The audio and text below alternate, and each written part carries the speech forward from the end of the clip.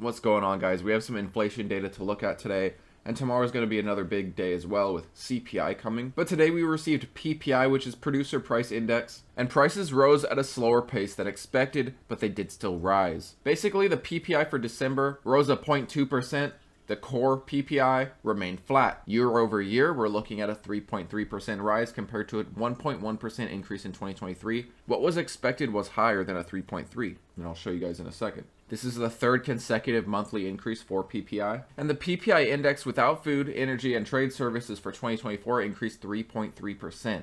This is more than 1 point over the Fed's benchmark and higher than the 2.7% core PPI rose in 2023. While this is a good read compared to expectations, inflation is still rising. And this gives a good kind of a background here from all the way back in 2020 till now. And here's the numbers from February of 2024 till now.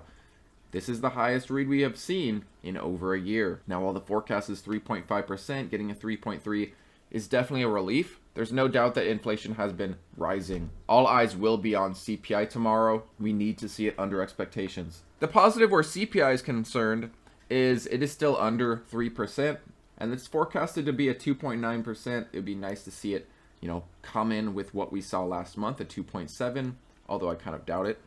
But this would be a relief for the market to see it at least not tick up more than what it's been doing.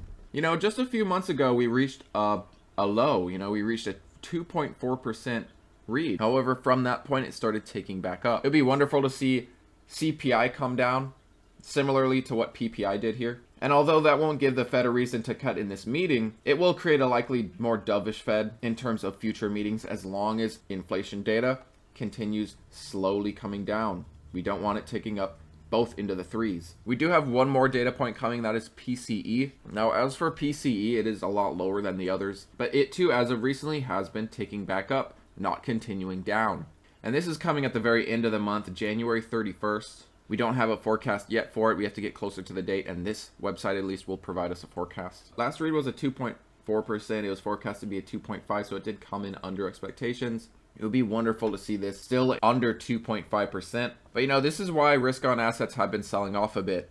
They're worried that the Fed is going to give less rate cuts. The data from PPI, though, is a positive sign. At least it is coming under estimates. Hopefully we see the same from PCE and CPI. Now, we do have some news coming from Italy. Italy's largest bank steps into Bitcoin with a $1 million test purchase. This isn't like a huge purchase from them. This is just a test to make sure that it works. Now, maybe they plan on buying more in the future. Maybe this is just a simple test in case clients ask for Bitcoin. We do have this comment here by their CEO. We won't become a Bitcoin provider, but we need to know how to do so if our bigger clients ask us to. And the CEO, Carlo Messina, characterized this move as an experiment, a test. It represents a small portion of the bank's 100 billion euro securities portfolio. These banks are trying to figure out how to buy Bitcoin, how to hold Bitcoin on behalf of their clients. This is just the start. No, and if I didn't say this, this is Italy's largest bank. So that's an interesting move here. Now, looking at Bitcoin, it is still holding its crucial level, the roughly 92,000, 91.5 area. We did break under, but we didn't get a candle to close. Bitcoin is holding up relatively strong. One thing we still need to do is accomplish a break over the 50 MA that actually holds.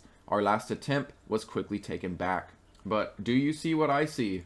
If this pattern plays out, this double bottom, we will be above the 50 MA.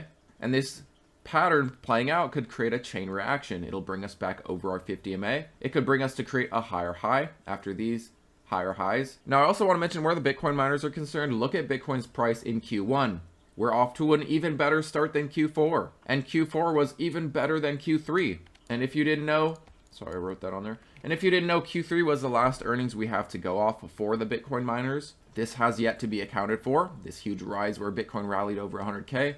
And this is the last earnings we have to go off of, which was a decline, which was also after the halving. Rewards were cut in half, and Bitcoin declined in price. Good times, in my opinion, are coming for the Bitcoin miners, and in my opinion, it also starts with Q4. Once this starts getting reported, Wall Street will see and realize that the trajectory for these Bitcoin miners is in a much more positive direction. Also, looking at Q1, who knows where we go? Do we test 120K in Q1?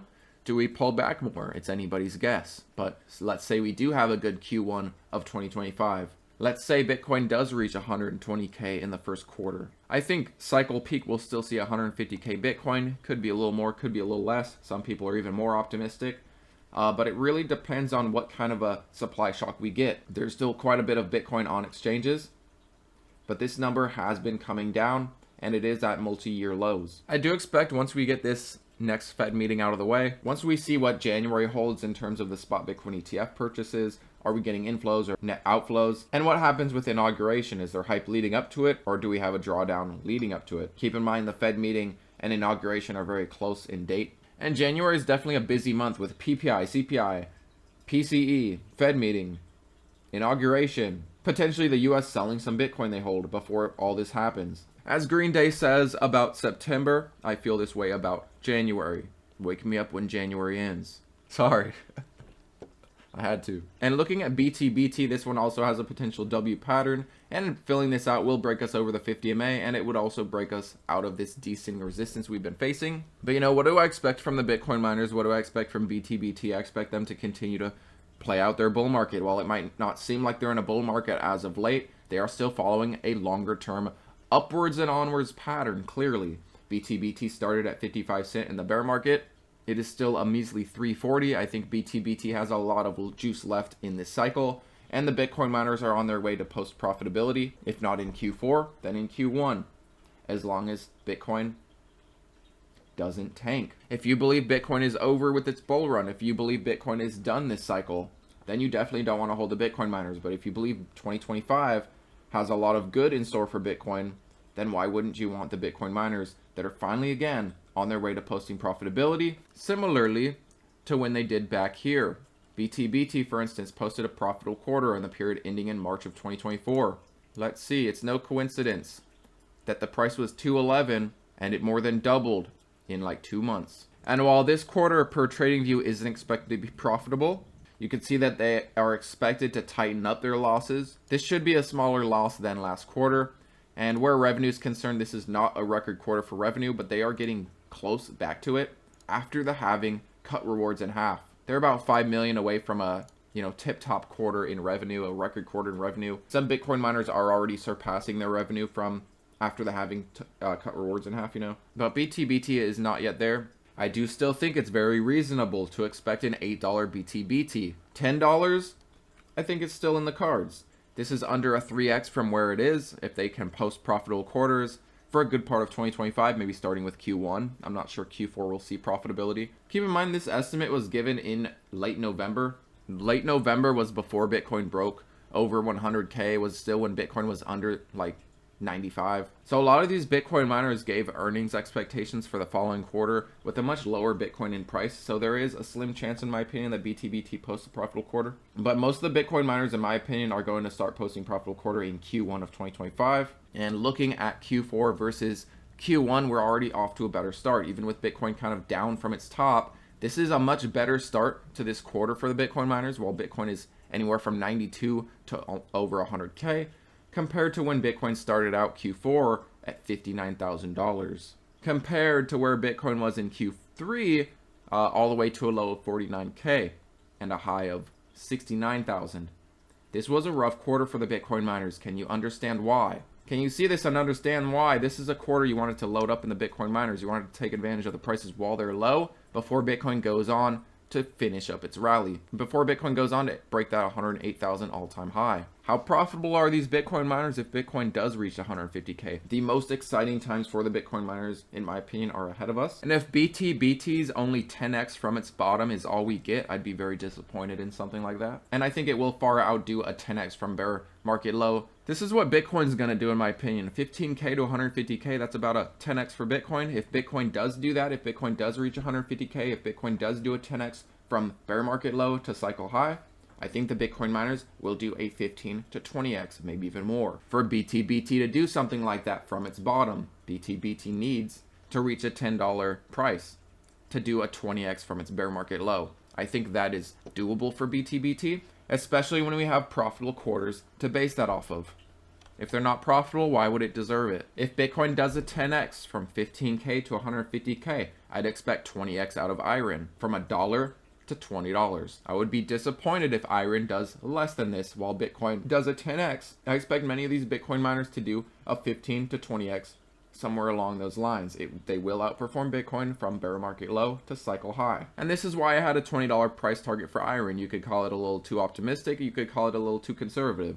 I think iron will give us 20x from bear market low to cycle high. What do I expect from CleanSpark from cycle low to cycle high? I expect roughly a 20x. I'd expect the Bitcoin miners to double the performance from cycle low to cycle high. I think CleanSpark can easily be in the $30 by the end of this cycle. Our previous highs this cycle was 25. This was on the back of profitable quarters. We went back to unprofitability, the halving cut rewards in half, and Bitcoin pulled back. That brought us back to unprofitability. CleanSpark, according to TradingView, expects a profitable quarter for the fourth quarter, 153 million in revenue. A huge revenue increase, massive. There is no reason in my mind that CleanSpark can't do a 20x. If Bitcoin goes to 150K, there's no reason in my mind that CleanSpark can't be, in the 30s. A 20x from bear market low. Now, as for Sphere 3D, in my opinion, this is probably the least chance to happen. For it just to get to $10, it needs to do about a 1600%. So a 20x would probably be somewhere around $12. I kind of find that unlikely for Sphere 3D. We need some really good performance out of Sphere 3D for it to get there. This is the highest risk Bitcoin miner. This is an extremely small market cap. They are hardly even mining any Bitcoin. I do think Sphere 3D can outperform Bitcoin. Does it do a 20x? I don't think so. I think it'll probably do somewhere around a 10x from bear market low till top. But maybe it's more like 15. But doing a 10x from bear market low, that would put it right there at about $6. It needs to go from $1 to $6 to do that. I think there's a possibility, but they need some profitable quarters. There needs to be a reason behind it. There needs to be at least a clear sign that they're getting close to profitability for there to be hype in this. But tomorrow's going to be another important day with CPI. At least PPI came in under expectations, although elevated. Hopefully CPI does something similar, at least comes in under estimates. And if it does so, this will set a little bit of a better tone for the Fed meeting upcoming. But thanks as always for watching, guys. Brace for tomorrow. If CPI misses estimates, if CPI disappoints, it could definitely be a rough day, rough week. But PPI coming in as it did is a good sign. So hopefully we get that from CPI tomorrow. And of course, PCE coming at the end of January. Thanks as always for watching, guys, and I'll see you tomorrow.